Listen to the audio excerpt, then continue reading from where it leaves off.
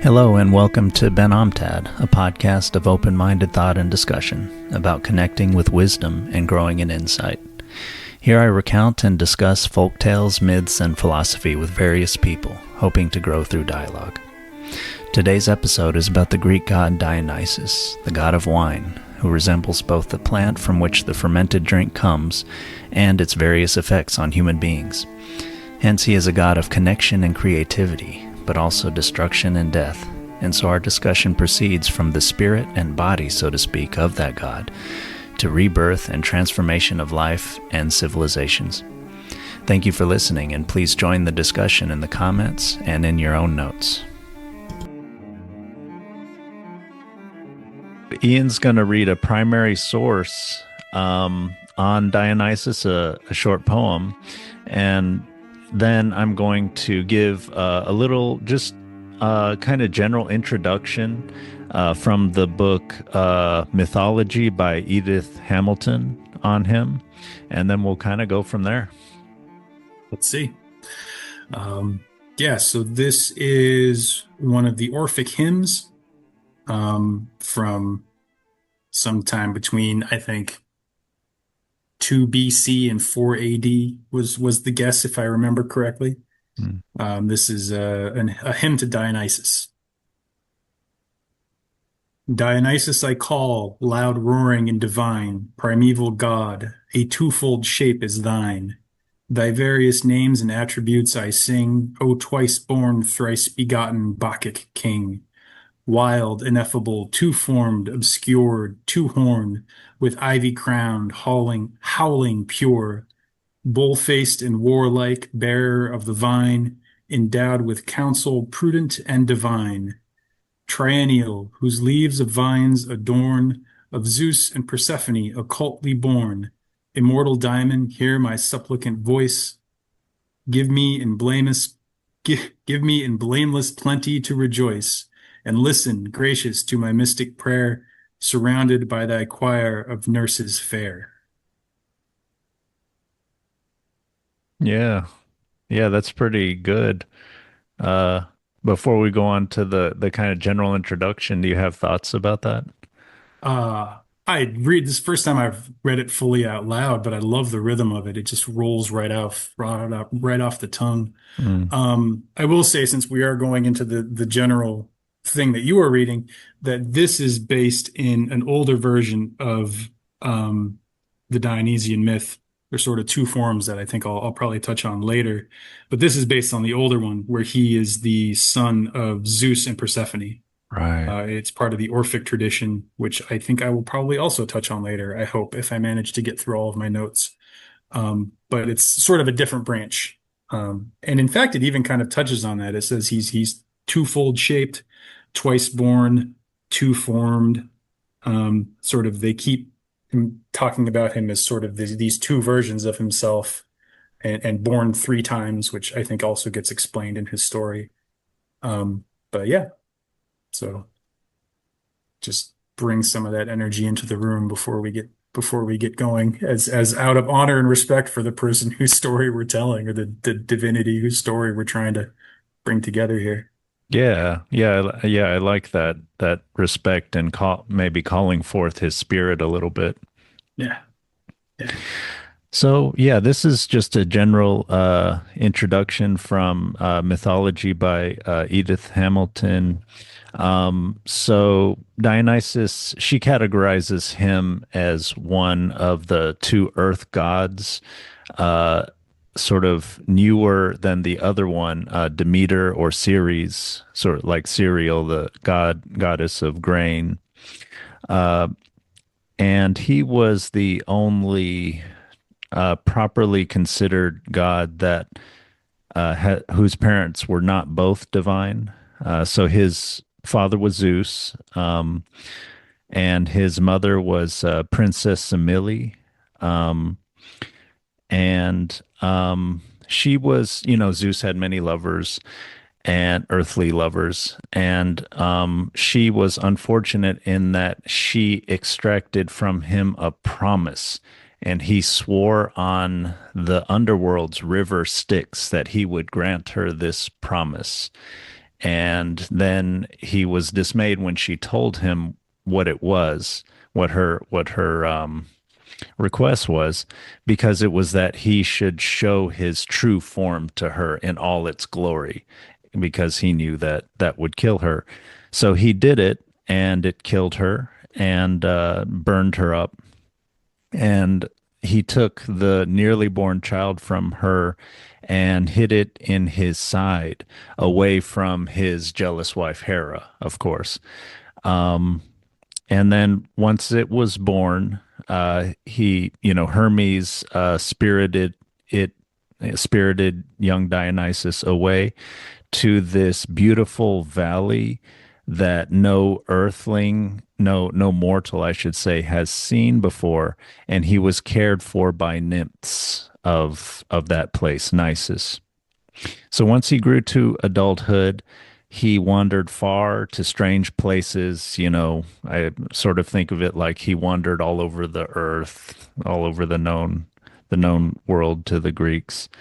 And he was preaching his way, getting men to cultivate the vine and to into his mysteries. And he didn't encounter a problem until he kind of came back to his home kind of area, Thebes. And he was seen by a pirate ship, and they kind of looked on his lovely form, and they decided to kidnap him. When they took him on board, he was not phased. They tried to bind him, but they could not. And only the helmsman, the person who was steering the ship, understood that he was a god and they should not be messing with him. And he said they should let him go. But everyone else, including the captain, just mocked him, laughed at him, and so they rushed him, and they decided to set sail. And the wind filled the sails, but the ship would not move. And then terrible miracles started happening. Fruiting vines grew all over the ship, and then Dionysus turned into a lion, and he sent all the sailors uh, off the ship, and they became dolphins, except for the helmsman, whom he had compassion for having recognized him. Um, yes, so then he keeps kind of traveling. He goes through Thrace, and the king there, Lycurgus, opposed the new worship that Dionysus was preaching. And Dionysus at first ran away from him. He retreated. He even took refuge from him in the depths of the sea. But later he came back, and he overpowered Lycurgus, and he punished him. But he didn't kill him. He imprisoned him within a rocky cave. However, the other gods were not so clement. Zeus struck Lycurgus blind, and he died soon after that. So Dionysus keeps wandering. He comes upon a princess of Crete, Ariadne, who was abandoned by Theseus, whom she had saved the life of. And she was like on an island, and he rescued her. He loved her, and in the end, he took a crown that he had given her, ivy crown, and placed it among the stars. And so, yes, the mother whom he had never met was not forgotten. So he longed for her. He descended into the underworld to seek her, and in the end, he prevailed over death, and he brought her up and into Olympus. And yes, even though she was immortal, she was deemed, because she was the mother of a true god, she was deemed to fit to dwell there with the immortals. Yeah, the nature of the god of wine, he could be kind and beneficent, or he could be cruel and drive men to frightful deeds. Um, the his followers were these wild women, the Maenids or the Bacchantes, and they could be driven to frenzy with wine. Uh, they did not worship him like the other gods were worshipped in the cities with orderly temples.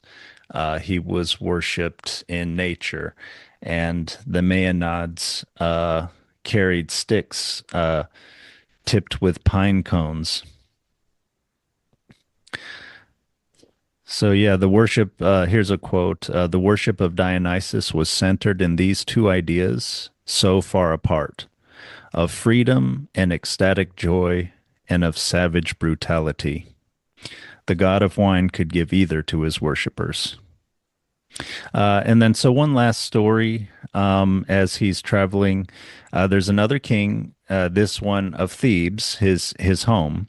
And the king's name was Pentheus, and he was actually the son of Dionysus's mother, Semele's sister. So it was his own cousin. But again, there's this theme of somebody somebody ruling, not recognizing Dionysus as a god, and he ordered his guards to seize and imprison the visitors, Dionysus and his followers who had come ecstatic, visiting his city.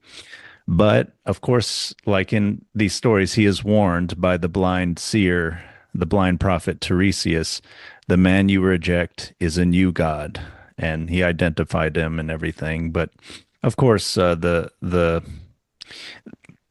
king did not listen, and he also saw that Tiresias was tricked out like the wild women, wreath of ivy on his white hair, shoulders covered with fawn skin, and he had the pine tipped stick in his hand. So he ordered him out of his sight. Dionysus was led in before him by the band of his soldiers, who had actually been ashamed and had told the god that they were under orders and not acting of their own free will. And they told the king also that the prisoners, the followers of Dionysus, who they had imprisoned, had actually escaped, and the bonds could not hold them either. And then, of course, in this telling, at least, Pentheus is rough, is mocking of uh, of Dionysus, and Dionysus is calm, and he says he is divine, and he says, "You cannot keep me in prison. God will set me free."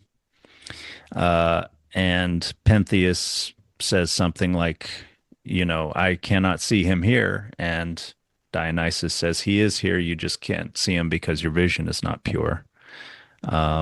He tried to Dionysus tried to persuade Pentheus. The persuasion didn't work. And then eventually Dionysus showed himself in his terrible aspect.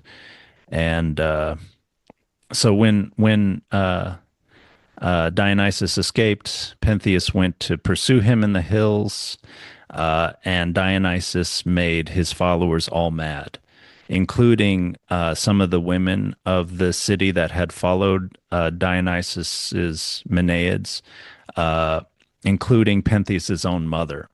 And Dionysus made them all mad, and they saw Pentheus as a cougar, some kind of wildcat, and they tore him to pieces. And then, of course, after they woke up from their frenzy, they his mother was in agony. So that was kind of the just the little introduction from that book, Mythology by Hamilton. Nice. Nice. Yeah, that story of Pentheus, the version of it I found, and I wish it's in a play by one of the famous Greek plays. I feel like I should know this. Hmm. Um, Not Sophocles. no, I don't think so.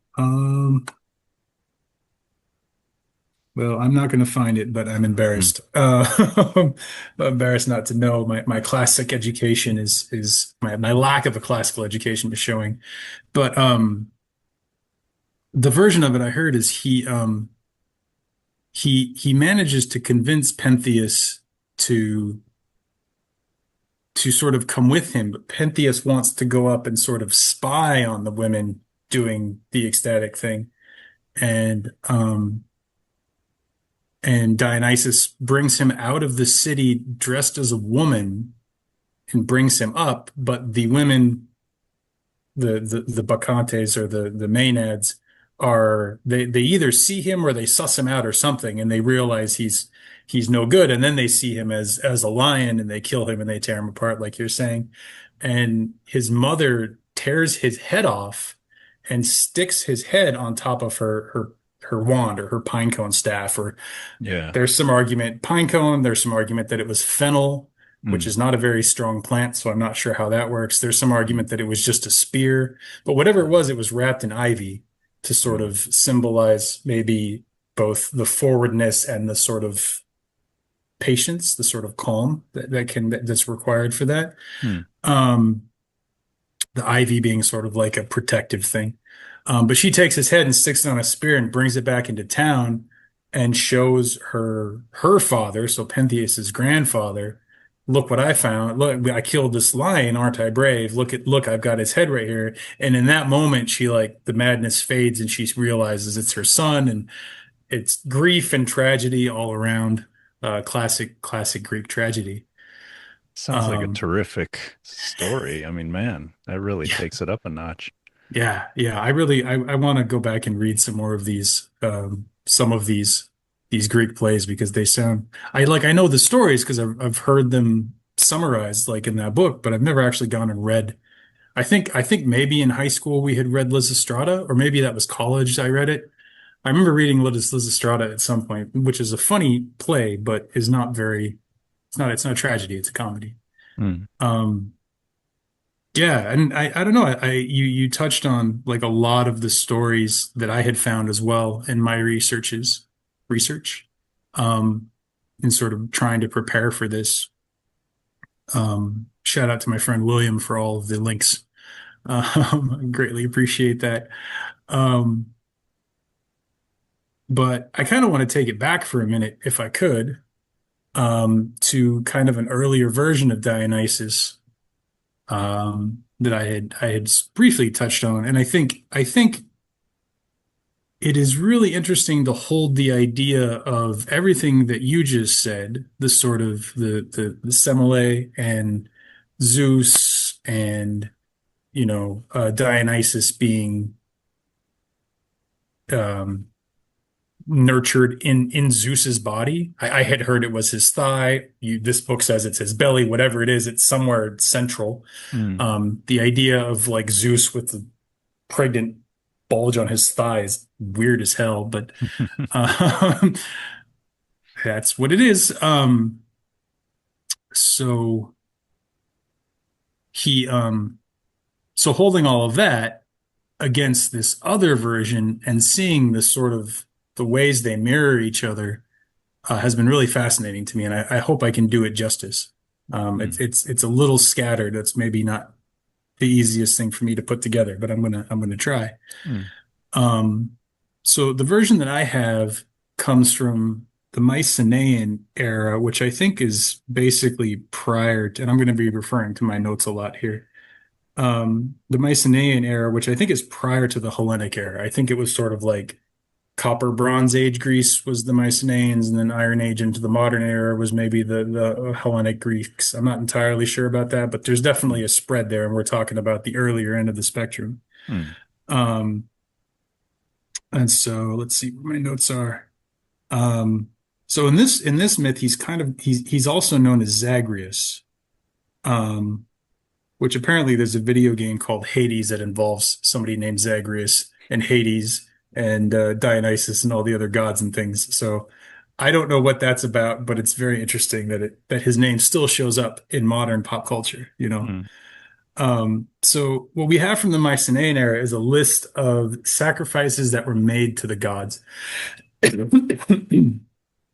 And so we have a list of the gods' names, but we don't have any other information. We don't have any real stories about them.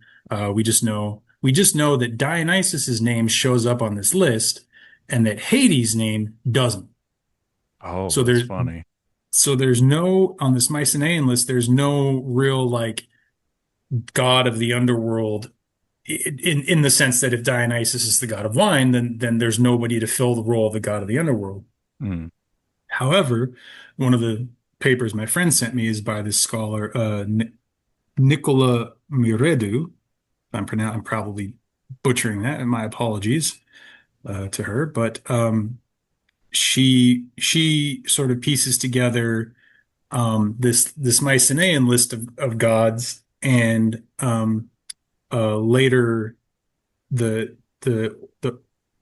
it's called the Derveni Papyrus, which is where we get a lot of these Orphic myths, the hymn that I read at the beginning, and a lot of other things. That whole kind of tradition is mostly just spoken about in other sources, but we did find this one sort of cache of sort of direct papyrus, I suppose. Um, and it's from that we get this idea that perhaps Dionysus was considered the god of the underworld in this earlier time, and that sort of mythology, that story of him, either disappears, like it just fades out, and then we get this new one that you just read, or perhaps it gets sort of wrapped into these Orphic mysteries and is taken underground and sort of maintained there. The old ways are sort of maintained while these new ones kind of come in. Hmm. So obviously, I'm not a historian. I don't know the specifics, but that's what it's been suggesting to me. Hmm. Um, and she sort of thinks that at that point when the Hellenic civilization started to develop, the sort of later civilization started to develop, that what was originally Dionysus sort of splits into this Bacchus figure that you're talking about and Hades. Um, sort of so he sort of so you, again you've got this as in that poem that I read, sort of double natured element of the god. Um, and she claims that Hades, which actually translates as the invisible, Hmm. supposedly, that Hades is actually a started off as a title or an epithet, an honorific for Dionysus. Hmm. So it was like a way of referring to him without using his name, Hmm. when he was in his role as Lord of the Underworld. And then the underworld itself is also called Hades, the invisible realm, the other world Hmm. where the dead people go, makes sense to me. And so sort of the realm and the nickname sort of took on their own persona and became sort of that became the new form of the Lord of the Underworld. Hmm. But back in the old days, we had the sort of the lineage goes, you had Kronos and Rhea, where it's sort of the parents of the gods. And this I think at least that matches Hesiod and the later Greeks. But Kronos is the one that was very jealous of his children and would eat them. Hmm. And Rhea was very sad and sort of despairing that her husband had been eating all of their children. And so she protects Zeus and she hides him away in a cave. And then in traditional storytelling, Zeus comes back, kills Kronos, slits open his belly, rescues all his brothers and sisters, and they go on to become the Olympian gods. In this story, Zeus and Rhea, they go off to a cave in that fucked up way that gods and goddesses do. Zeus and Rhea have sex. They have a child. That child is Persephone. Then Zeus and Persephone have sex. Their child is Zagreus, Dionysus. Hmm. So within this lineage, you have Kronos as sort of the overarching ruler of the gods, who is replaced by Zeus, and Dionysus is seen as the coming replacement of Zeus. Like he's going to be the next overlord of the gods, Hmm. to the point that when he is born, he goes up to Olympus and he climbs up on Zeus's throne and he's grabbing the lightning bolts and he's like waving them around. I just see this image of like this little toddler kid waving around these lightning bolts. And this sort of implies that he's there to eventually he's going to grow into Zeus's place, which Hmm. doesn't seem to bother Zeus as far as from what I could tell. Hmm. But um, the Titans come and they kidnap baby Dionysus. Maybe they lure him away or something, but they kidnap him and they take him and they roast him and they chop him up and they eat him. Mm. And so here we have sort of the first example of something being torn sort of limb from limb, the head being ripped off, the arms being ripped off. So Pentheus, later, hopefully we get into Orpheus. I want to bring Orpheus into this as well. But you have in this original Dionysus, he's torn apart and eaten by the Titans, who are symbolic of the wild forces of nature that were ruling the world before the gods even got there. So I think maybe Kronos and Rhea were considered Titans. I'm not sure. They were sort of the parents So, of yeah. all the gods. But so this would be sort of just the wild forces. They come and they tear Dionysus apart, which I think we all have had an experience of something beautiful and divine in our life that was sort of torn apart by random circumstance and sort of just natural unfolding of the world. So perhaps we can relate. But in this case, Zeus gets real mad, understandably, because here's his basically his heir has been treated like an animal, roasted on the fire and eaten for pleasure. So he comes down with his lightning bolts and he kills the Titans, zaps them. They kind of explode, and they out of the remnants of the Titans, the ash that's left over, that's where humanity comes from. So in this version of the myth, we have humanity as the product of this sort of brutal, natural, somewhat evil, evil side, and this divine side as well. And we have Dionysus as almost like a Christ-like figure in that it's his essence that makes the divine and human. So he's got this link to humanity that the other gods don't in this particular story. Um, Meanwhile, I think Demeter, Demeter, what was the series, however you want to name her, I think she's the one. She manages to find his heart in and amongst all the things, and she takes his heart and sort of resurrects him from that heart. So he comes back. Perhaps that's the third birth. I'm not sure if that's the reference there, but he comes back again, and at that point, I think we don't really know, or at least I couldn't find anything, but in this paper by this scholar, Nicola Moretu, she then links to these bits of gold that were left over. Trying to see if I can find more details of my notes here, but I don't think I have them. These golden leaves that were left over the mouths and the chests of some burial chambers, mounds in a Greek colony in what's now Ukraine. So sort of a satellite thing, but the leaves had a text written on them that was instructions on what to do when you die.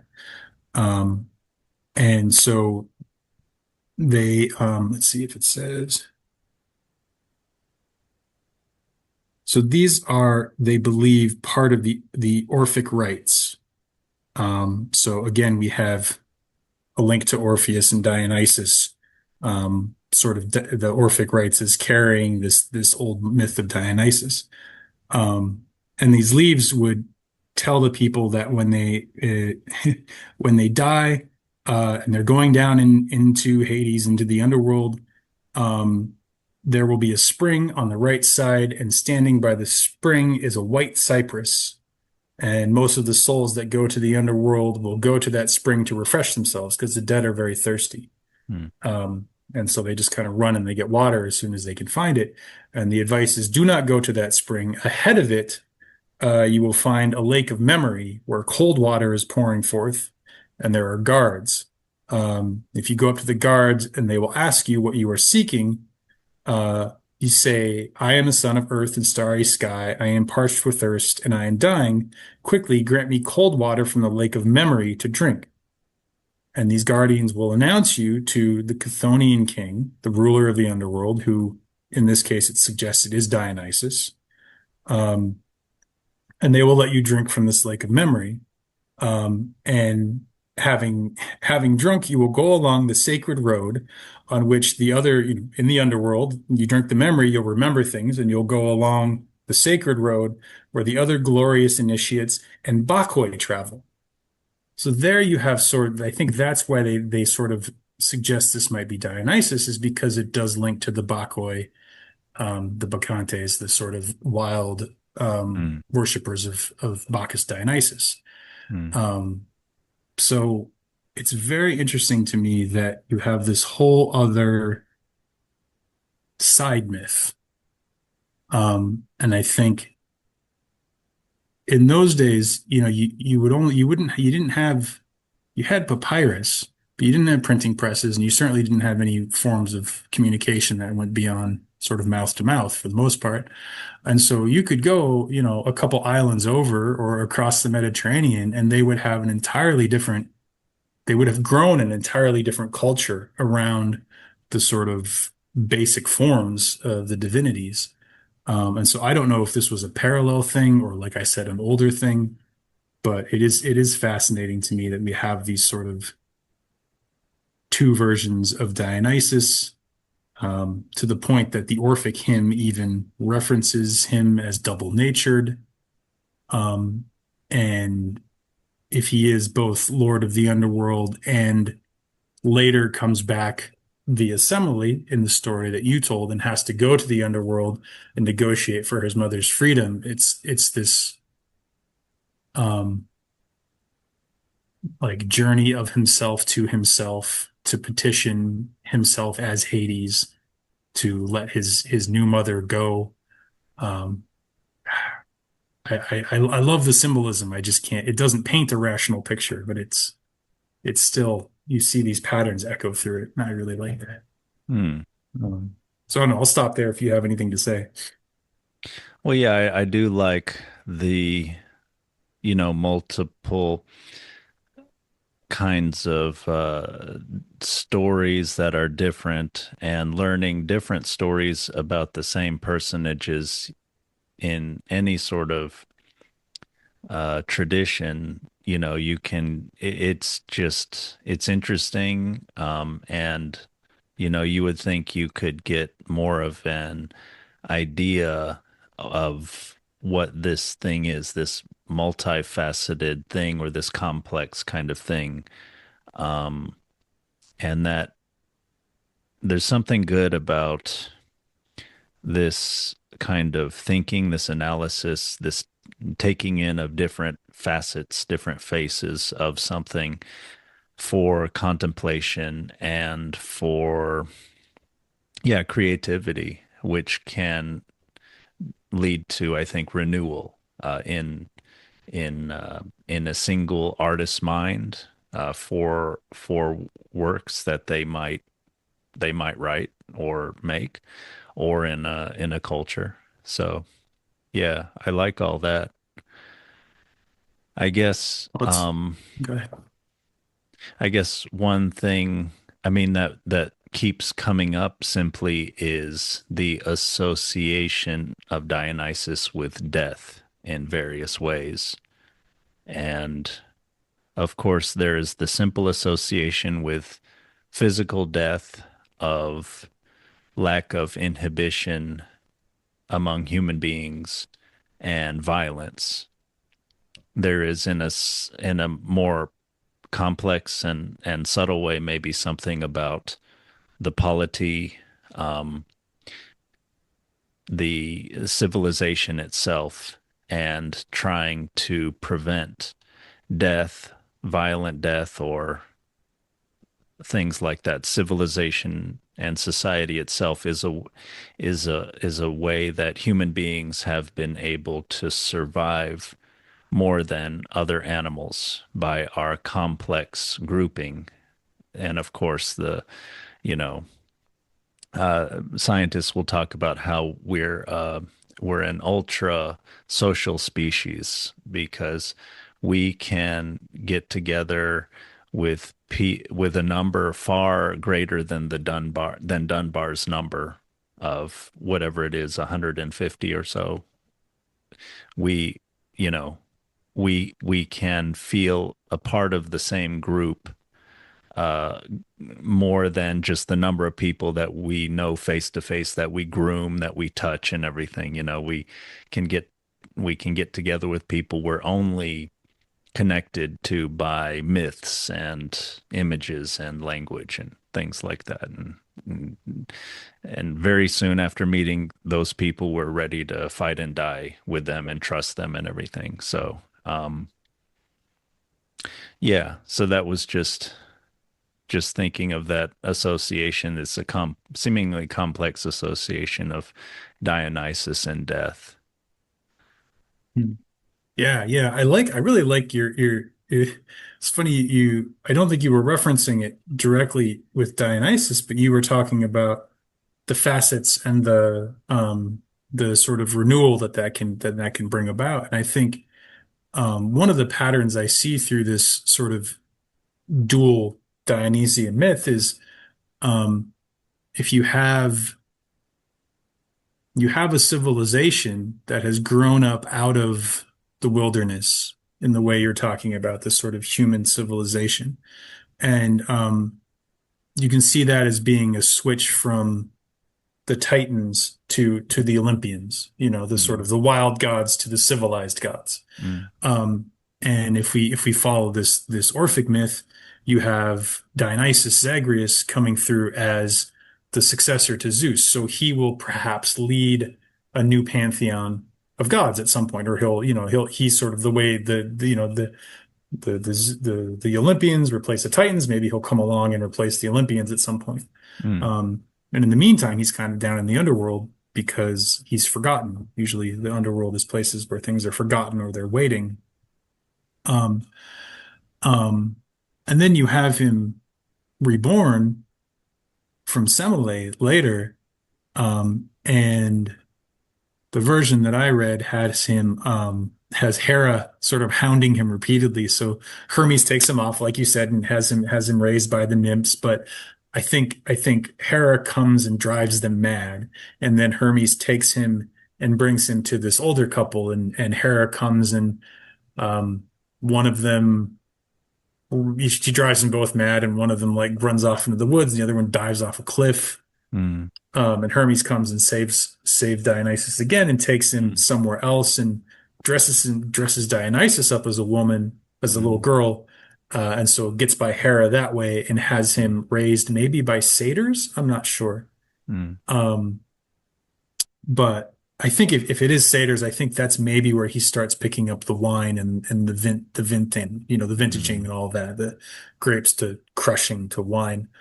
Um, and and then he goes on about and then I think Hera finds him and does curse him with insanity, and that starts his mm, wanderings, and mm, he ends up meeting Rhea, who would be his grandmother in the earlier myth, or even in this one, mm, if he's the son of Zeus, regardless of if it's mm, Persephone or Cybele who sort of gave birth to him, he's still sort of Rhea's Zeus. So yeah, he would be the grandson of Rhea. So he mm, comes across Rhea and she heals him of the madness. mm, She manages to sort of wipe Hera's curse away. And at that point, Dionysus starts wandering. So there's this sense of him being unwelcomed where he is. There's some sense of Zeus or Hera or something of the Olympiad gods keeping him at bay in one way or another. And then mm, and he comes back and he's got followers and he's doing this thing. mm, Um, um, and he, and yet like with Pentheus, he's not welcome with Lycurgus, he's not welcome. He's not seen. He's not recognized. mm, And so if you have this new force coming in, to sort of revitalize or change the culture. If the culture rejects it, the culture is destroyed. mm, And I think that's what we see with these rulers being torn limb from limb. Had they recognized the new god, if they had recognized this force that was coming in, perhaps they would have been reborn. But so it did not happen. Mm. Um, yeah, so it's just the sense of, did the Greeks bring in did they welcome in a rebirth? I mean, I think this gets into the Nietzschean, which I also don't understand very much, but I've read a little bit. The birth of tragedy. Why were the Greeks so focused on tragedy? Mm. And he comes up with the oft discussed Apollonian and Dionysian urges, the sort of building, constructing, civilizing, and the wild, the unpredictable, the chaotic. Um, I think it's more complicated than that, but that's the part I've never quite been able to wrap my head around with Nietzsche. It's a little dense. But they're definitely set up as opposing forces, and I believe with Nietzsche, he wanted them brought together. He wanted that he was under the impression that the Greeks at the time were growing kind of stale as a culture. Their culture was sort of collapsing in on itself. I think it was described in the source I read of like Zeus falling asleep on Olympus. Like he's not quite there anymore. Um, and you have Apollo being sort of the civilizational structure that kind of holds that and kind of builds Mm. that and tries to refine it and refine the forms. And you have Dionysus as the chaos. He is not form. He is energy. If you got, if we want to go Einstein here, E equals mc squared. Mm. Energy is matter. So you've got matter and you've got energy, and you've got the energy kind of trying to come in, and Apollo is at first opposing him. Now later, supposedly the priests of Dionysus were welcomed, and they were ensconced at Delphi with Apollo's priests, and there was sort of a balance made. And perhaps, again, I'm not sure my Nietzsche, but perhaps Nietzsche points to that as, or at least it would make sense for that to be sort of like, oh, Greece had managed to bring in this new energy and ensconce it alongside the old gods and sort of have that rebirth that you're talking about. So they'd have these sort of multiple facets of divinity. It can grow, it can change, it can die, it can be reborn. Dionysus is someone who has died and been reborn, gone to the underworld, come back, then driven mad and become sane again. So he's able to cross boundaries and hold paradoxes sort of naturally without it being destructive to himself. Mm. And perhaps that was what led to sort of the second flowering of Greek culture and why we all look back on them so fondly. Um, and would also imply maybe why Dionysus was the patron of theater, because if he is sort of this tragic, disruptive force, theater can also be very destructive. A well-told story will summon up emotions that you didn't know you had. They come in like this foreign deity and they just sort of move your world around. You're like, oh my God, I didn't even know I could feel that way, you know? So I think there's a lot to that. I don't know necessarily what it goes to, but Yeah, death and transformation. Um, you mentioned the theater. Do you know, I mean, was he just sort of like the patron saint, the patron god of the theater, or something like that? yeah, I'm not sure what that link was. Mm. I wish I knew more about that particular aspect, but it didn't come up much in the sources I was reading. I Mm. just know that that's something along with wine and along with, other things Mm. that we've talked about, sort of the madness and the wildness, the creativity and the uncivilized, the natural, um, that he's also associated with theater, but I don't know. To me, it doesn't make sense. I would think maybe like a trickster Mercury maybe would be Mm. somebody that I would think more of as theatrical, just in that he's always playing tricks on people, his Mm. disguises, like you're Mm. not really sure what's going on. But the place of theater in Greek culture is definitely more powerful than I think I understand. I Yeah. think it was transformative for them in a Yeah. certain way. And I'm not, I've been to a lot of musicals. They're great, but I don't feel transformed coming out of, Yeah. the Book of Mormon or, Yeah. what is it? Hamilton, like they're great Mm. plays, but I don't feel like I'm a different person. But Yeah. I think maybe the Greeks it was a different thing with them. So. Yeah, that's fascinating to think about. I don't know much about that, but I've heard that too. Aristotle it was something like a religious experience, supposedly. Hmm. Aristotle said something about that, the transformation of it. There's something, I mean, yeah, you're mentioning musicals that we go to, plays that we go to. It's sort of like a little bit of a posh thing in our culture. It's not like everybody goes to it or enough of everybody for it to, I don't know, for you to feel it. You know, we live in vast megalopolises compared to their just simple polis of, five to like a big city was maybe something like 50 or 100,000 people back then. And that's not even a big suburb for us. And so I don't know, just even imagining almost everybody in your city coming together and experiencing one thing is kind of powerful, even to just think about, Like, I mean, whatever it was, it could be a sporting event, but for almost everybody to be there and you could see everybody that and experiencing the same thing, that in itself. And then of course, if it's something that is deeply meaningful to you, like you may believe in those gods and you've been raised up in that, this story by heart, and then to see really good actors enacting it, I think there's something. Yeah, I can see there being some kind of transformation about it. It's not an ironic thing. It's not a commentary kind of thing. I mean, you know what I mean by not a commentary directly. I mean, obviously, it can help you reflect. For a reflective person, it can help you reflect on who you as an individual and you as a polis are. And you know, but yeah, it would be interesting to kind of be able to understand that a little bit more. Um, that Yeah. transformation. Well, I like the sort of picture you paint of the world that, potentially this would have been happening in, where it's sort of everybody coming together and having this combined, shared emotional cathartic journey, I perhaps, was or thinking of that tragic word. Yeah, I journey, didn't say that. Yeah. Um, and I was thinking, nowadays sporting events or concerts, people kind of have a similar strong emotional journey through.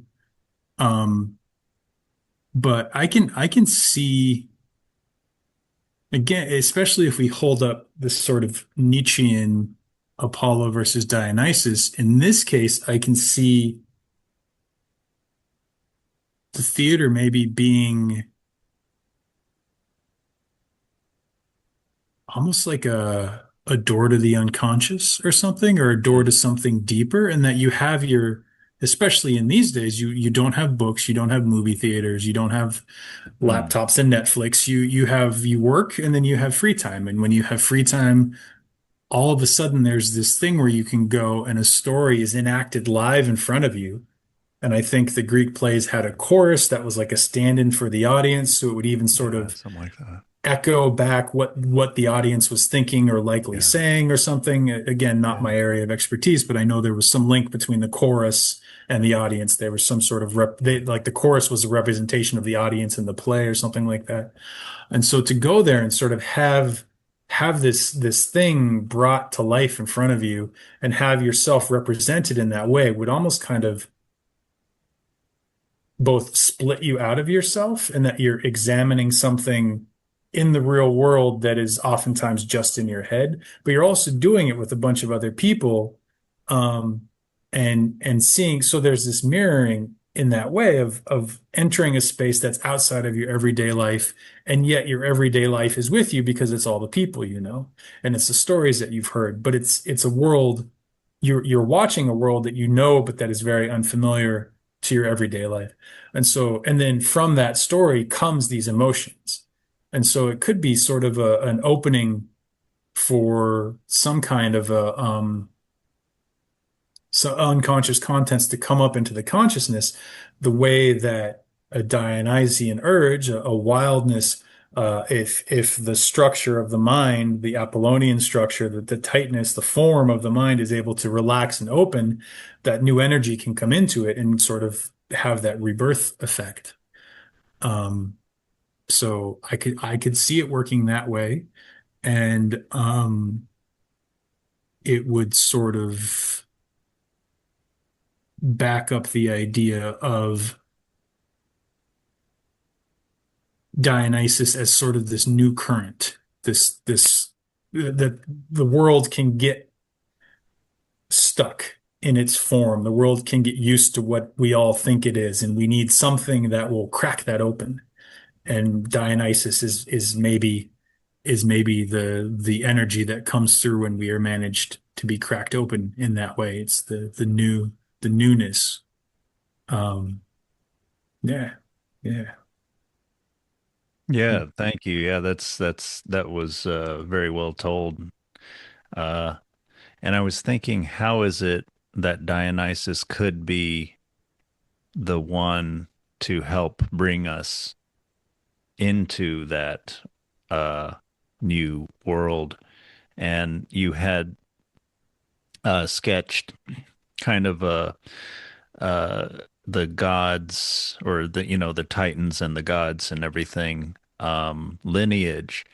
And it seemed like it goes from more primordial to more human, with Kronos kind of being this like unfeeling, massive force of nature.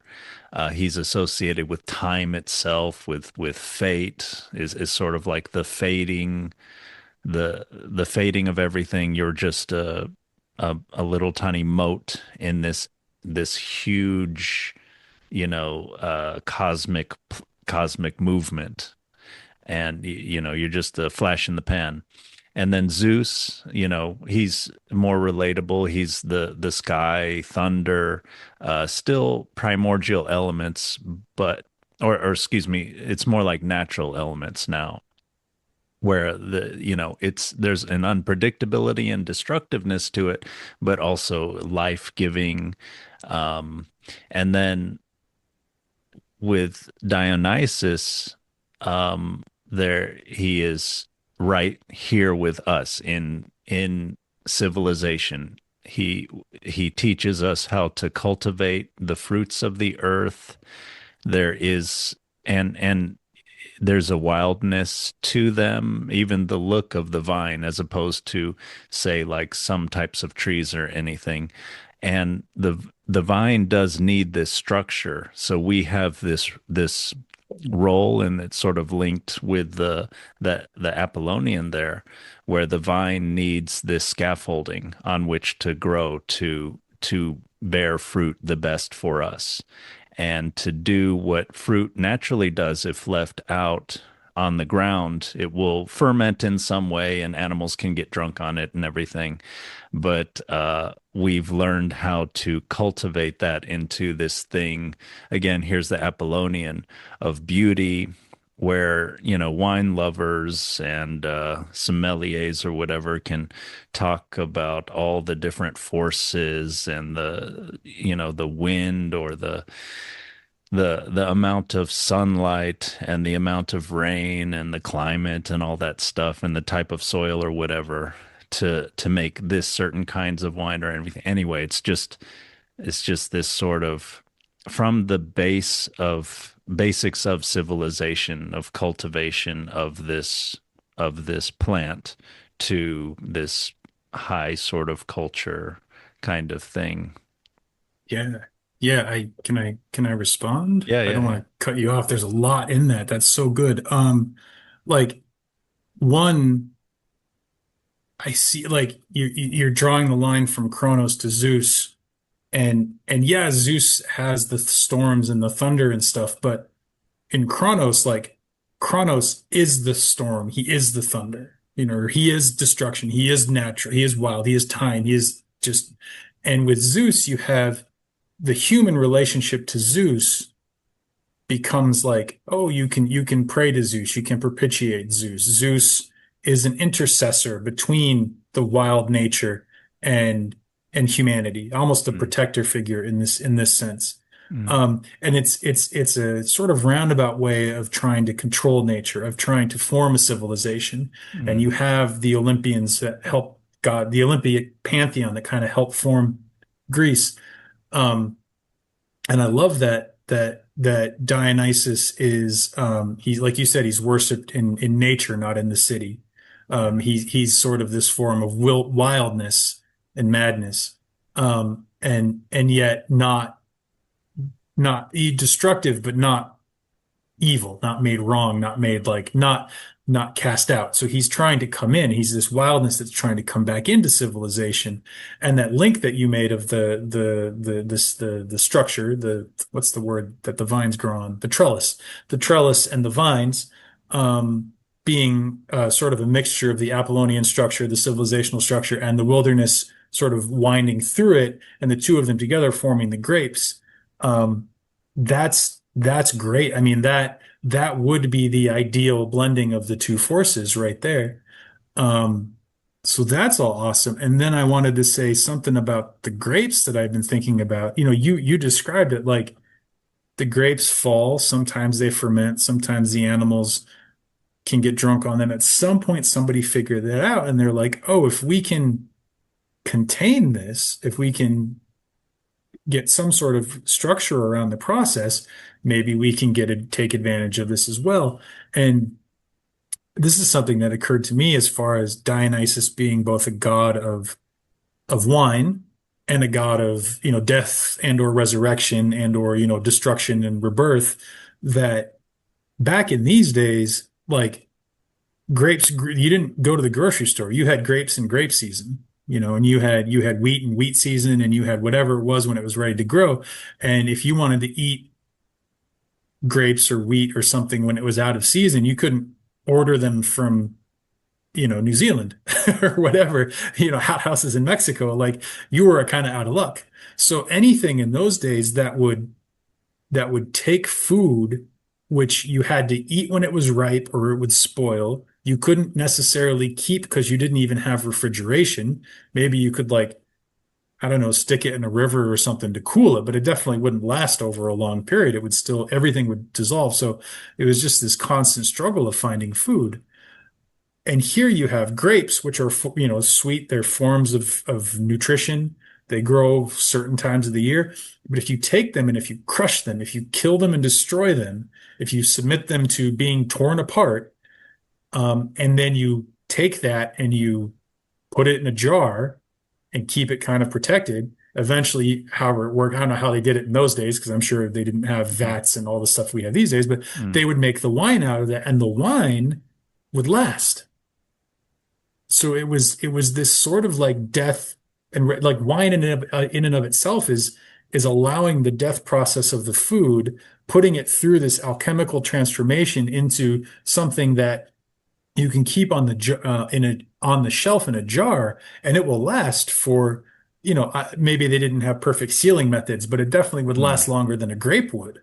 Yeah. It would last you at least through the winter. It would last you, until the next vintage. And there was this sense of like you crush the grapes, you put them in the jar, and you seal them. So there's this moment of death. There's this moment of the grapes passing into the underworld, into the darkness, Mm, being removed, and mm, then, 3 months. I don't know how long it takes to ferment wine in those days, but like 6 months mm, later, a year later, 3 months later, they would mm. open the jar, and the wine itself would be now drinkable. Yeah. And it would be raised to a higher level because it wasn't just grape juice. Now you could get drunk on it, which is Yeah. kind of a magical thing if you don't, if you're not doing it all the time. There's Yeah. something to that. But I think there, like, it was the first time I've seen the link between the winemaking process and whether we're talking Dionysus or Christ, the winemaking process and the resurrection process and the Yeah. dying, being in the underworld, coming back and being like a spiritual being instead of a physical being, somehow a raised up. You're not a grape anymore. You're a wine. You're now wine. You're alcohol. Yeah. Yeah, that's it's really No, cool. that's absolutely brilliant. Yeah, I didn't think about how, yeah, you have to crush the grapes, you have to disintegrate them, just like these stories of Dionysus. And and yeah, there's this life process of there's this natural thing, but then you know how to cultivate it. You're not forcing it into this box exactly. You're giving it the trellis, the structure on which to grow and to bring it to its full fruition, which is kind of like a human being and good education, you know. And then, yes, and then you bring it to this death process. And at at the end, when you're ready to drink it after a long time, when it's in darkness and it's been fermenting, then then you're ready to drink it. And that itself can bring out transformation in you and the community. You guys have a party. Of course, many writers have and of course, it brings them to destruction too, sometimes after decades of alcoholism. But there is this, many writers talk about this transformation from alcohol. You can talk about psychedelics and other types of, um, what do cognitive scientists call it? It's disruptive processes. Anyway, it's supposedly with human beings and even with AIs, you have to disrupt their logic in some way for them to be creative. So that the logic leads them down this A equals B equals C, and you can't get creative if you're like that. You have to disrupt that process in some way to get creative. And so that wildness into education, into disintegration, into death and transformation after a time. And then that brings out some transformation in the human being and the society. And hopefully, yeah, it's the good type of creativity that you can bring about in a good religious ritual with wine, or a good family gathering, or a good party, and you don't, someone doesn't get knifed at the end, something like that. So, yeah, Yeah, or have their head torn off and stuck on a spear. yeah, that's a bad party. That's a bad party. Yeah, no, That's thank you. unforgettable, though. Well, that's true. That's true. They'll write a play about it. Yeah, no, that's great. That's great. I mean, that force that you're talking about is Dionysus, I think, that force of like, that thing that comes from outside and disrupts us, and that we might think is the devil. We might think is Yeah, something trying to stop us. We might think is, oh, it's in our way, but it's coming through and it's bringing change. And if and here, like it, I'm seeing the imagery of that white tree and the spring of forgetting from the Orphic papyrus, mm, and the other stream of memory, the other pond of memory. And when you die and you go into the underworld, when the energy comes through and it's disrupted, when you're crushed and you're grapes and you're in the jar and everything around you is falling apart. Um, if you go towards forgetfulness, you're lost. If the civilization goes into disruption and forgets its civilized nature, forgets the goodness that it had, forgets sort of the thing that led it down that logical journey in the first place, the sort of, oh, it can be good, it can be this. If they forget that, then everything just dissolves. Maybe metaphorically, the wine goes bad. You open it up and it's spoiled. It's vinegar. You can't drink this. You got to get rid of it. Oh, that waste. What a waste. Whereas if you go down and you drink from the pool of memory and you remember what you had originally, you remember yeah, that structure that gave birth, that needed to be destroyed, but you remember that structure is possible, and you're able to kind of, butterfly, caterpillars, when they go into the cocoon, they turn entirely into soup. There is no structure left inside that cocoon. And out of that soup, it rebuilds itself into a butterfly, oh geez, you wow, know? And we can do the same thing if, when we are in the underworld, we drink from memory and not forgetfulness, you know? yeah.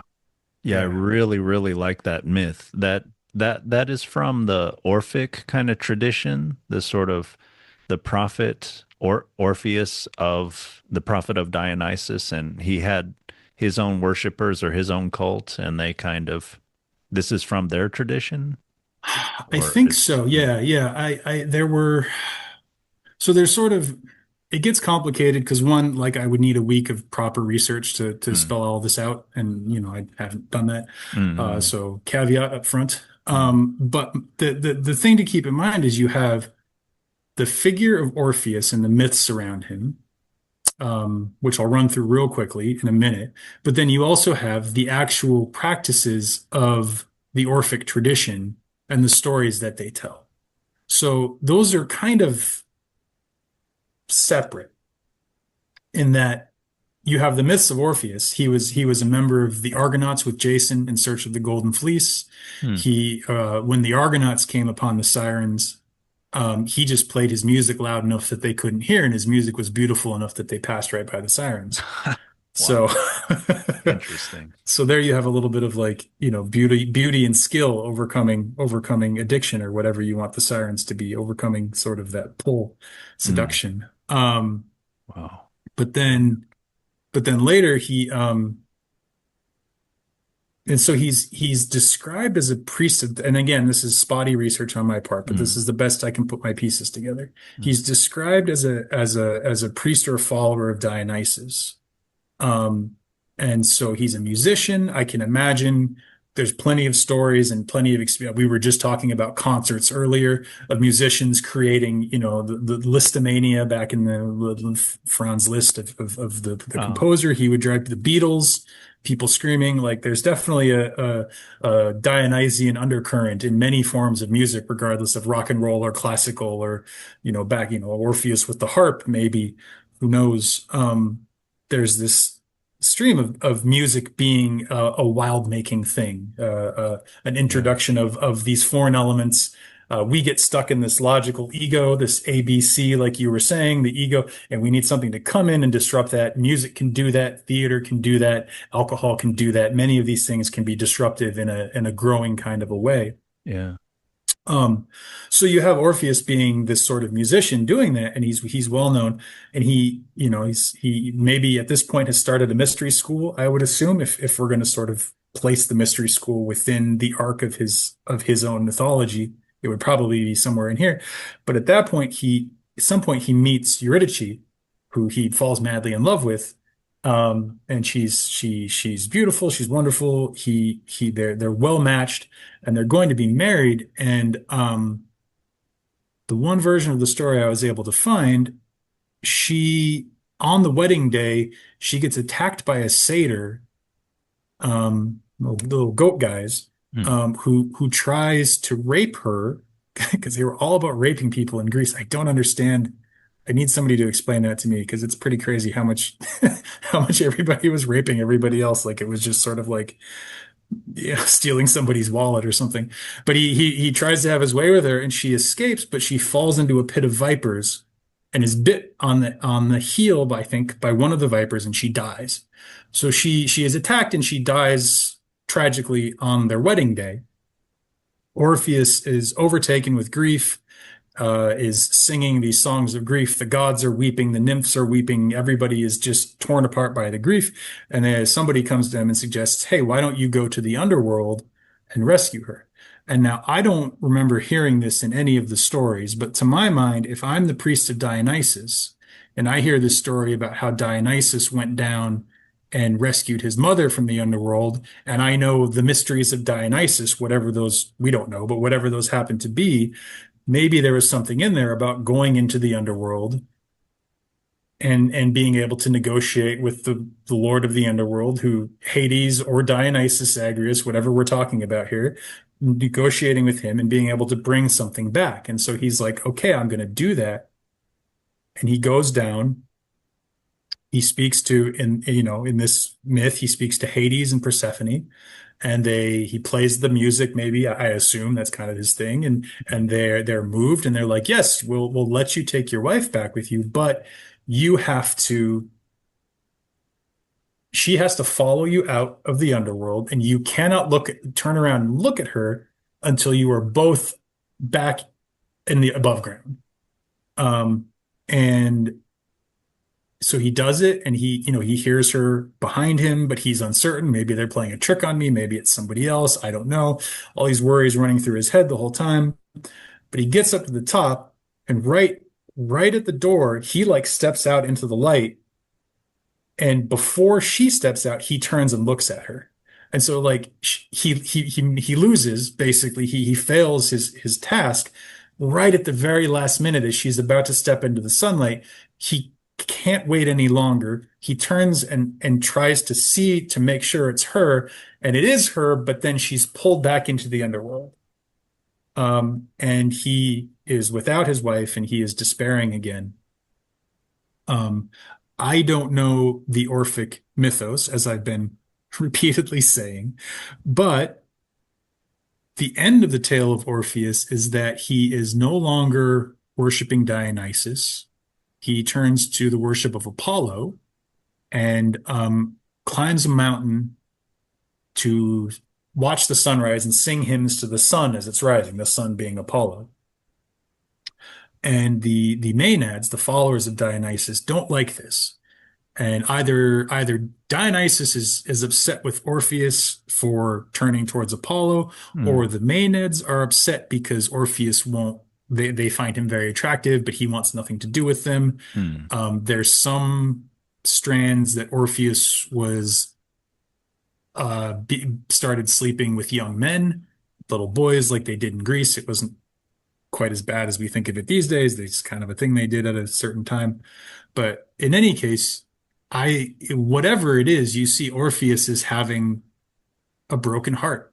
And if he had gone down to the underworld to save his wife, and even more so, if the Lord of the underworld is Dionysus, through the Orphic tradition, as I was sort of implying earlier, you have Orpheus going down there and speaking to his god and saying, "Give me my wife, please." And the god puts this task before him that he fails at, and he loses his wife. No wonder he doesn't want to worship Dionysus anymore.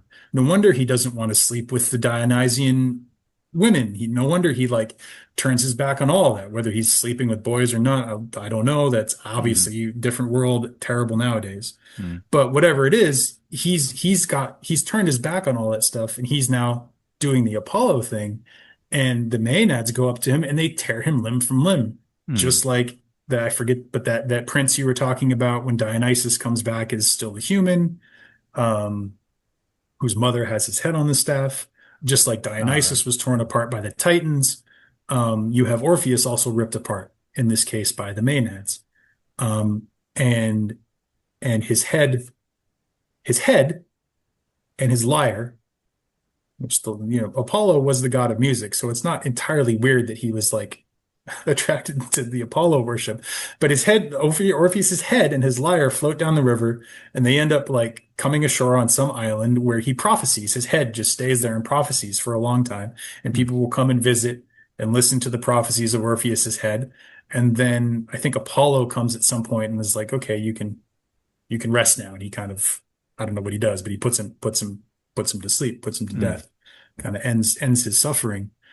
Um, and if we tack that whole story, or we hold that whole story up against the Nietzschean, Apollonian, Dionysian, the structure and the form versus the craziness coming in, the new thing coming in, you have in the story of Orpheus someone who was part of this force of this new energy, but was not able to let go of his wife, was not able to let go of something that he loved, but that had died.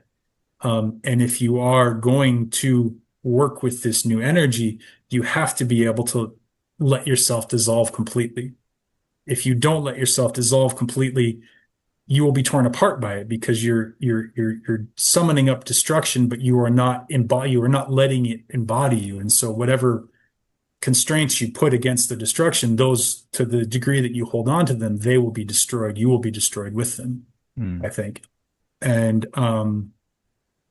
you also see that in at least the version that I read of Pentheus, that's his name, of Hmm. the king, in that he wants to go and partake of the Dionysian rites by watching. He wants to hide and see what they're about. He doesn't want to actually get involved. So again, there's a distancing from this destructive rebirthing force that can come through. And so if Mm, you hold yourself apart from it, you are destroyed by it. mm, If you are of the old order, you are destroyed by it. But if you embody if you let it come into you and you move with it, you let it move you, you let it destroy you, you go down into the underworld, you let yourself be crushed like the grapes, and you remember that you will make it through to, the Elysian fields, or you'll become the wine, and you let that happen, then you're kind of saved. Um, but Orpheus doesn't do that, and it's questionable. Maybe you could say that's why Greek civilization ended. It's a story, it's a myth or a metaphor of sort of the Greeks getting a little too caught up with the head, the intellect. The head is left behind, the songs of the head are left behind, but the whole body is gone. It's been mm. torn apart, and eventually Apollo comes, civilization comes and like shuts down the head, and that's kind of the end of it.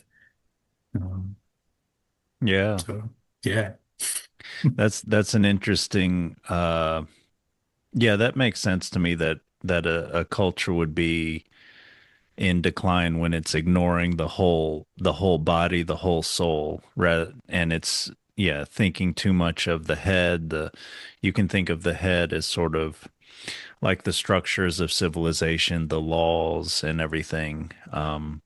And there's interesting discussion about how, there's the letter of the law and the spirit of the law, and you need the people and interpreters of the law to know how to navigate all that. You need to, there's a complexity there, and you cannot just go by the book all the time. And maybe there's something about how a society gets too top heavy and it's just trying to go by the book and mechanically try things in the past that have worked without having that body or spirit to guide how to do it, and to have the spirit of how to go forward. yeah, yeah. That I mean, what you're pointing, the picture you're painting right there is like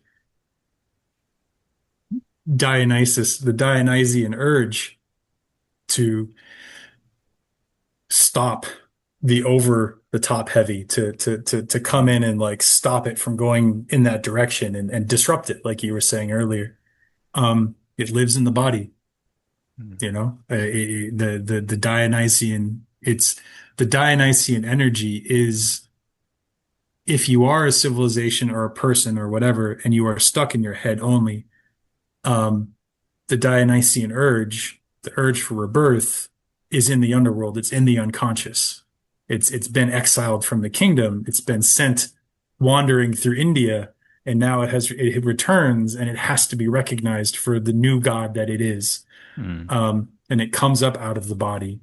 Like you're saying, and like you were saying before, it's that natural force of the grapes. It's nature, the wilderness coming forth again within the civilization to disrupt and renew it.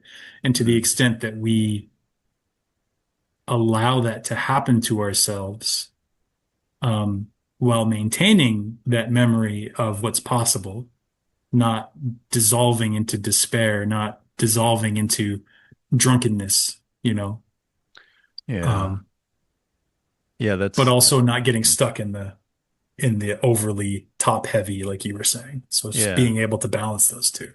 Yeah, I think that yeah, we keep pointing to a balance, in your mind. This is of course very related to meditation.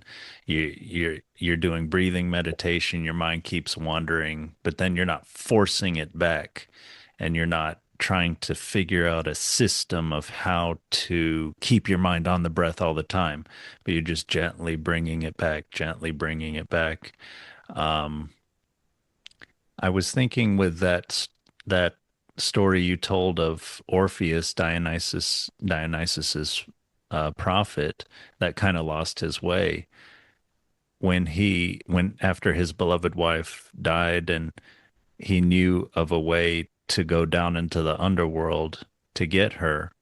And yes, he has courage He has skill to negotiate with the god of the underworld and Persephone. And so he's like Dionysus in that way, right? He goes down to get a woman, although there's maybe interesting that Dionysus got the mother he never knew.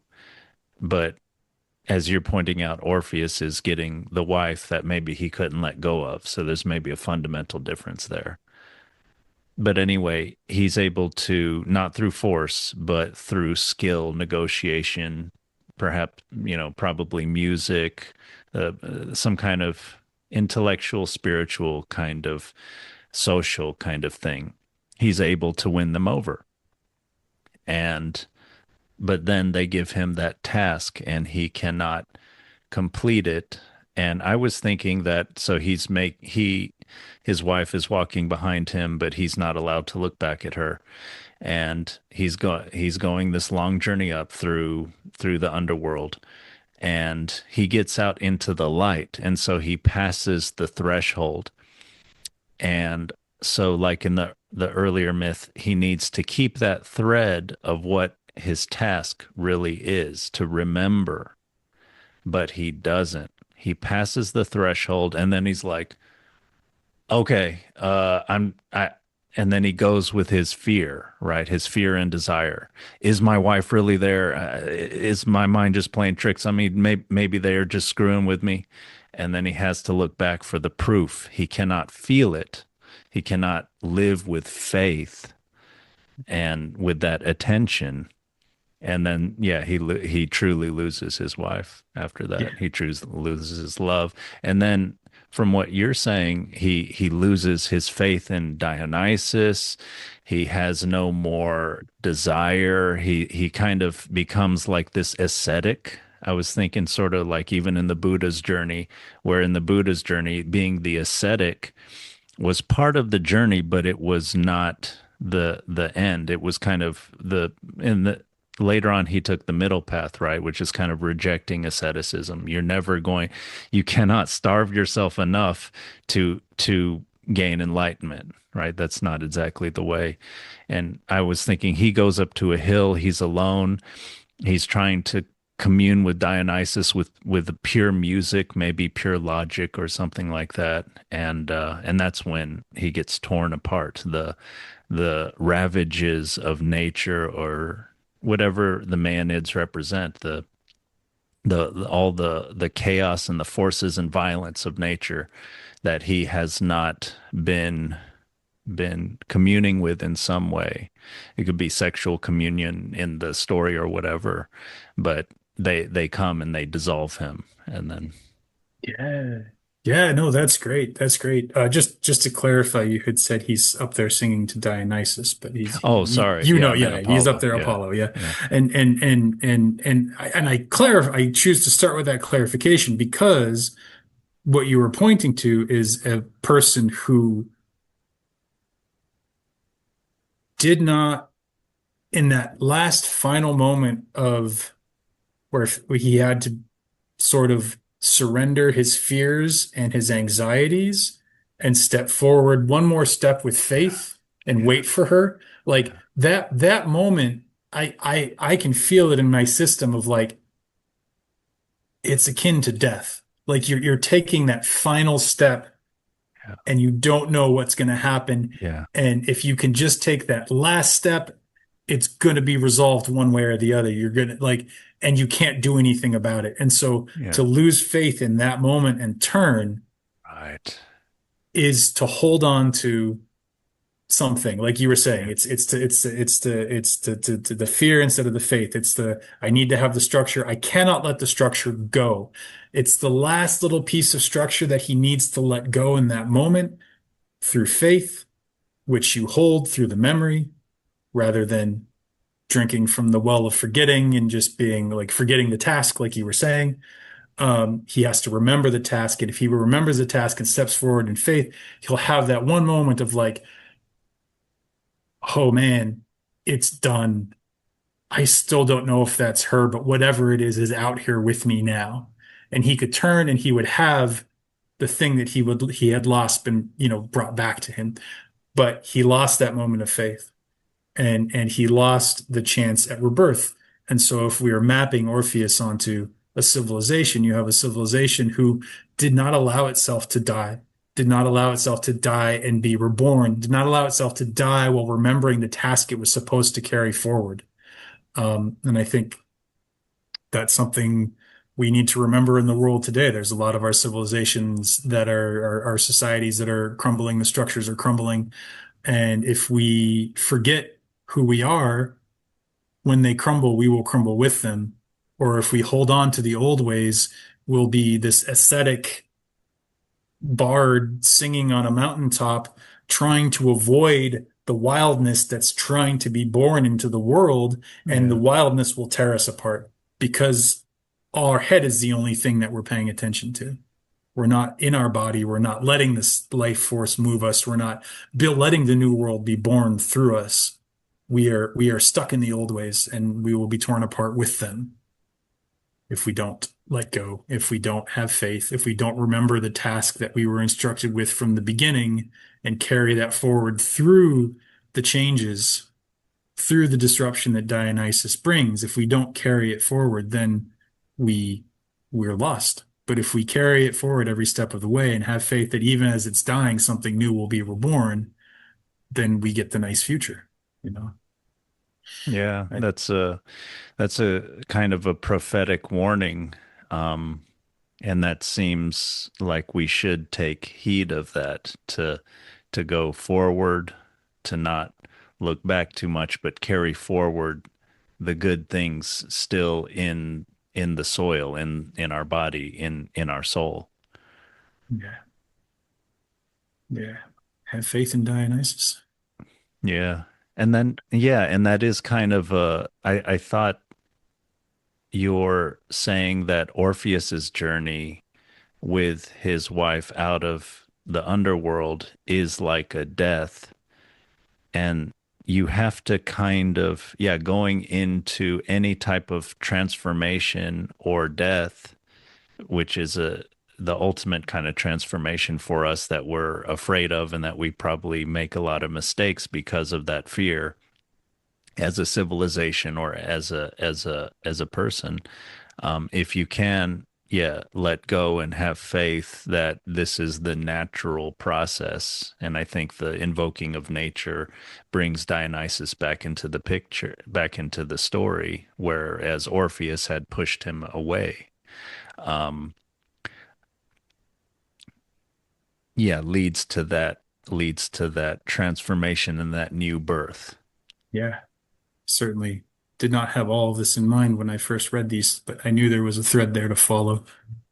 Um, and yeah, I mean, I think we can, I was mapping it a minute ago onto civilizations, whether it's the Greeks or whether it's our current culture, the meaning crisis, whatever it is, the meaning crisis, we're too much in our head. We need to let that life force come back up and generate a new meaning. Mm, We have to let the old meaning die while holding on to the faith that meaning is possible mm, and that the spirit of meaning is not encapsulated by the old ways, that the old ways can die and we can still have something new on the other side that we can sort of place our faith in. But I also think that this is sort of our challenges humans like every day, to not be stuck in, well, I already know how this is going to turn out. yeah. I don't need to try. I mean, me right now, just to kind of map this onto something personal, like I'm doing my newsletter. I'm struggling to get my writing and my sort of guidance work out into the world so I can work with people. Um, and like this is something I've been thinking about doing. It's a dream I've been following for 5 or 6 years, if not longer. I mean, it's a little hard to say where it starts at, but this latest iteration of it, like I was planning this newsletter for years before I finally started it, and man, like so when COVID hit, my wife and I were running a guest house business. We had a big home we were renting, and we had people come and stay in different rooms, and they'd come and they'd stay. And so we had like 3 or 4 listings on Airbnb, and we were doing well enough to pay a ridiculous rent for the house, and still that was our whole income. Lovely life. Um, COVID hit and the whole thing died. I was terrified. I had the closest thing to a nervous breakdown I think I've had in my life. I was also trying to quit smoking at the time because smoking in COVID, I thought maybe not the best thing to be doing. This is early COVID. We didn't know what the fuck, but it was a lung thing. And I was like, I need to quit smoking anyway. This is a good, I can use this fear to make something healthy happen for me. Mm. But so, nicotine withdrawal and life falling apart and everything, it was a death and rebirth moment for me. And I could very easily have given up. I could have said, no, it has to be this house, turn back like, you know, uh, Orpheus does, tried to make it be what it had been before. I could have completely given up. I could have said, screw it. Um, I'm gonna, one of the options was to move with my wife's family in Florida or maybe with my family in California, which we were down to do, and everybody was very supportive if we had to. But I was like, no, I want to try and make something work here, where I built a life, where we've built a life, we have friends, we have community, we love it here, we don't want to leave. So there's this like my whole life had fallen apart, but I wanted to have faith that that it would resurrect itself. And I started working food delivery. Or I had been doing that already, but I started doing that full time, and it was enough to get us into the place we're living now. And I struggled along with that for a long time, a long time, a long time, and then um, was enough to get by, but wasn't enough to make anything really grow. So it felt very much like a stuck structure. I couldn't move. The food delivery money, I don't know, they changed the algorithm, they changed how much they pay us. Whatever it was, I stopped making as much money as I was making. It wasn't supporting us. My car died. The battery in my car died. So again, it was like a second death cycle. Um, and I could have been like, okay, this time we're getting out of the house, we're moving, we're just done. I'm done with all of this. Or I need to keep doing food delivery because that's all I know. And I didn't do either of those things. I was like, I need to find work. And I found work doing the AI training that I do now, this sort of the remote work came out of nowhere. Didn't work, took a couple of false starts with it. I felt like I was trying to like start a gas stove where it just the lighter wouldn't click and it wouldn't click and it wouldn't click and then finally whoosh. And that worked for 6 to 10 months, maybe almost a year from the time I first got hired by them until the next disaster. And then I was working at this company, and all of a sudden the project I was on ended, and I had no income, and I had been supporting my wife and myself, and we had nothing. We had a little bit of savings, thankfully, so that sort of brought us through. But again, it was this moment of my whole life has died. What do I do? Do I keep trying to tear at this one AI company for work? Do I give up entirely? No and no. What do I do? How do I carry forward? Um, and I moved forward, and I had faith that something would coalesce back around me. And my wife found a job. I found a job with another company, and it was in that very moment. In fact, I lost the job on a Saturday at 11 o'clock. Saturday. Wednesday night, I had decided to start a 3-day fast, water fast, only water for 72 hours. Yes, 72 hours. So I had my last meal Wednesday night. Thursday, drank water, took it easy. I had to work, so I was still working, but it's all computer work. So I just lay on the couch and do the computer work.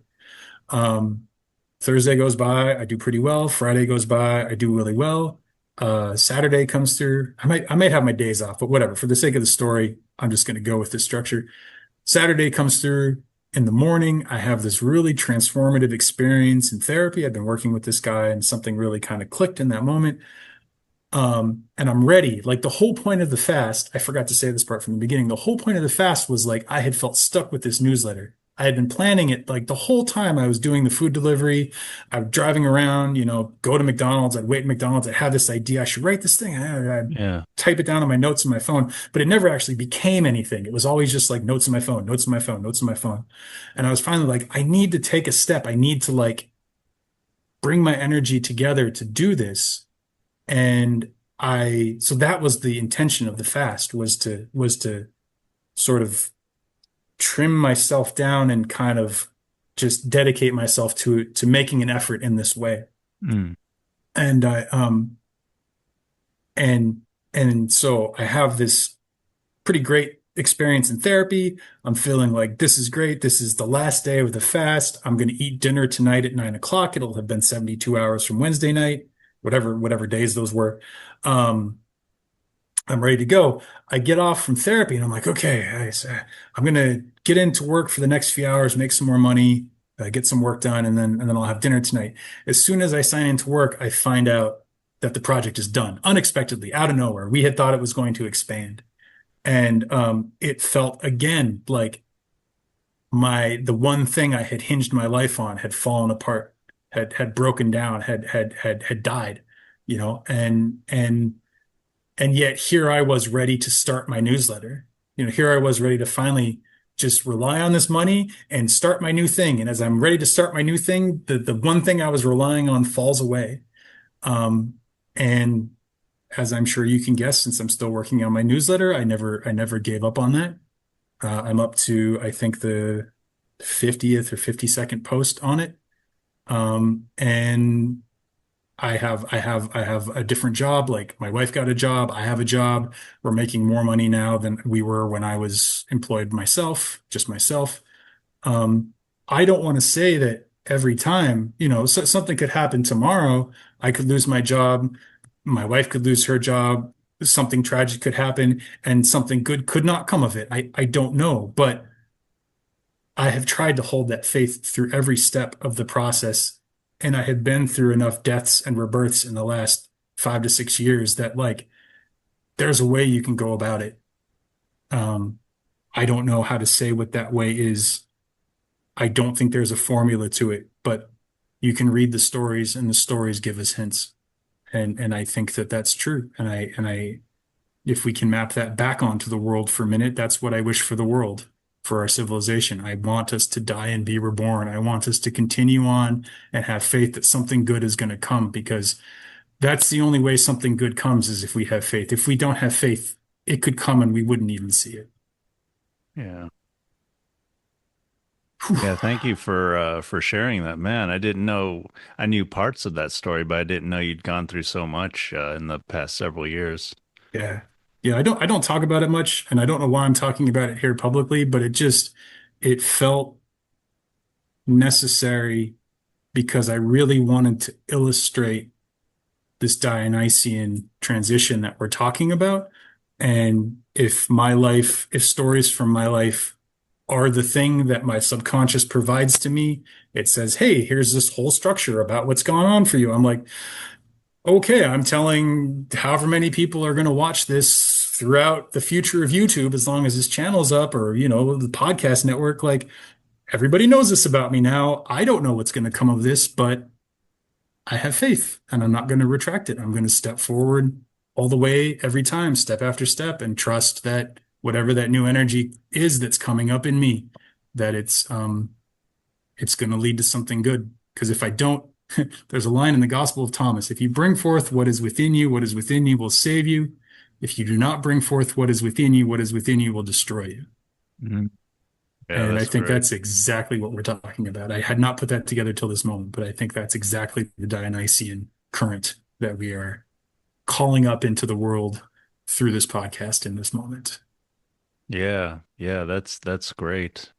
And I like how, yeah, it seems like this Dionysian spirit and story, you're using it to structure and to kind of reflect on things that have happened in your life, and it's kind of like true faith is supposed to be, giving you strength. Yeah. Yeah. I mean, it's something that I went through somewhat blindly, but now I can derive meaning from it.